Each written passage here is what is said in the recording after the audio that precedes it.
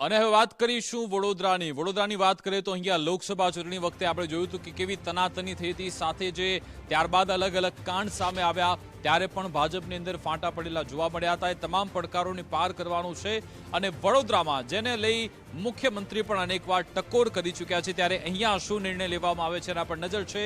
સ્થાનિક સ્વરાજ્યની ચૂંટણી પહેલા વડોદરા ભાજપે કવાયત તેજ કરી છે।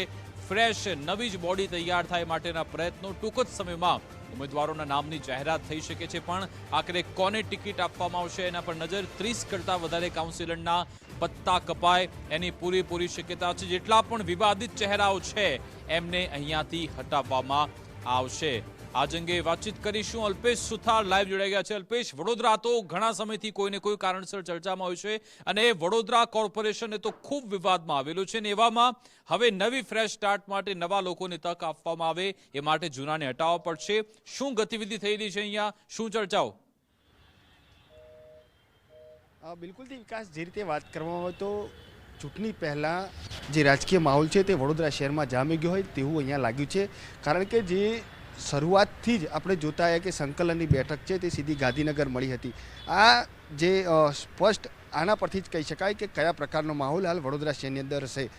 બિલકુલથી વાત કરીએ વડોદરા કોર્પોરેશનની તો વડોદરા કોર્પોરેશનમાં ક્યાંક ને ક્યાંક આ વખતે મોટાભાગના જે પ્રતિનિધિઓ છે તેમના પત્તા કટ થાય તેવી સ્થિતિ હાલ દેખાઈ રહી છે, કારણ કે અનેકવાર વડોદરા કોર્પોરેશનનું બોર્ડ હોય અથવા તો જે પ્રતિનિધિઓ હોય તેઓ વિવાદમાં આવી ચૂક્યા છે અથવા તો તેમની સામે ફરિયાદો પણ થઈ છે, અને આ ફરિયાદો માત્ર સ્થાનિક સ્તરે નહીં પરંતુ ઉચ્ચ જે નેતાઓ છે એટલે કે મુખ્યમંત્રી છે, ગૃહમંત્રી છે, આ તમામ લોકો સુધી પહોંચી છે। ત્યારે હવે આવા લોકો છે કે તેમને ટિકિટ મળવું મુશ્કેલ બન્યું છે, એટલે બિલકુલથી આ વખતે આવા જે નામો છે કે જેઓ વિવાદમાં રહેલા છે ને જે નામો ઉપર ફરિયાદ થયેલી છે તે નામો ઉપર કાતર ફરી શકે તેવી શક્યતાઓ દેખાઈ રહી છે। કેટલાક એવા જે પ્રતિનિધિઓ છે કે તેઓ ઉંમરના ક્રાઇટેરિયામાં નથી આવતા અને તેના કારણે પણ તેમને બહાર બેસવું પડે તેવી સ્થિતિ હાલ દેખાઈ રહી છે।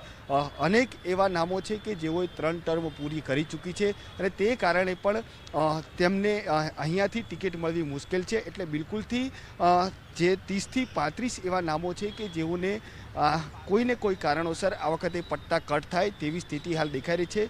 વડોદરા કોર્પોરેશનનું જે બોર્ડ હતું તે પહેલેથી જ વિવાદમાં રહ્યું હતું, કારણ કે હરની બોટકાંડ હોય અથવા તો જે પૂરની પરિસ્થિતિ હોય, આ તમામ પરિસ્થિતિ વચ્ચે જે રહેલા સ્થાનિક નેતાઓ હતા તેમને ક્યાંક જાકારો સહન કરવાનો વારો પણ આવ્યો હતો। લોકોએ આ તમામ નેતાઓને આડે હાથે પણ લીધા હતા। ત્યારે હવે વડોદરાનું જે સંગઠન છે તે પોતાની છબી કઈ રીતે સુધારે છે, કઈ રીતે પોતાના જે પ્રતિનિધિઓ છે તેમને આગળ લઈ જાય છે તે તો આગામી સમયમાં જ ખબર પડશે, પરંતુ હાલ જે રીતે ટિકિટની ખેંચતાણ પણ અહીંયા દેખાઈ રહી છે, ધારાસભ્ય હોય અથવા તો જે સાંસદો હોય તમામ પોતપોતાના માણસો માટે ક્યાંક ને ક્યાંક લોબિંગ કરી રહ્યા છે। ગઈકાલે પણ મોડી રાત્રે એટલે કે 3 વાગ્યા સુધી ગાંધીનગર સ્થિત ધારાસભ્ય તેમજ મંત્રીશ્રીઓ અને હોદ્દેદારોની એક બેઠક મળી હતી અને આ બેઠકની અંદર પણ ક્યાંક ને ક્યાંક આ જે નામો છે તેને લઈને ચર્ચા થઈ હતી।